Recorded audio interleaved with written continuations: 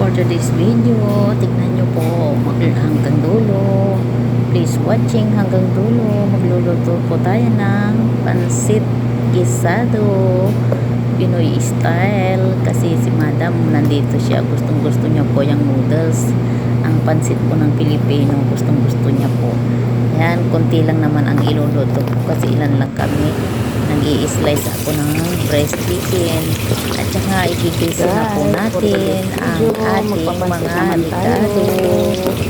Mas masarap po sana pagkahipon, kaya lang wala na kami hipon, parang kalahati lang yata na plastic yun. Ayan po ang ating ingredients, yan po, kaya ginigisa na po natin ang ating breast chicken.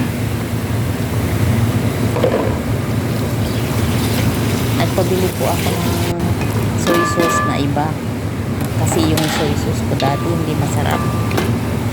Yan po ang binili niya, kikuma. Nakalimutan ko kung ano nilagyan ng hot sauce kasi masarap po yan pagka may hot sauce. Yan, nilalagay na po natin yung pansit.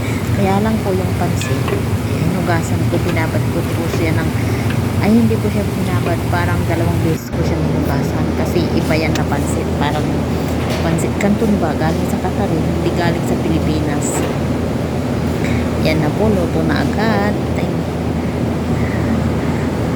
Sinasalin ko lang po siya sa harara kasi yung ricado po hindi po siya nilagyan ng tubig para hindi po siya malagsa kasi ibang klaseng pansit yan.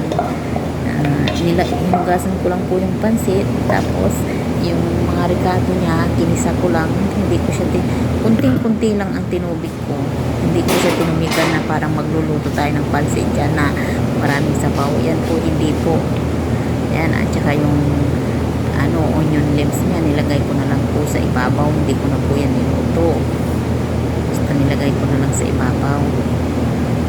Kaya siya green na green, hindi po siya na na discolor, green na green po yan talaga. Kaya yan, makikita nyo, ito yan po ang aking pansit Pinoy. Thank you for watching. Bye bye.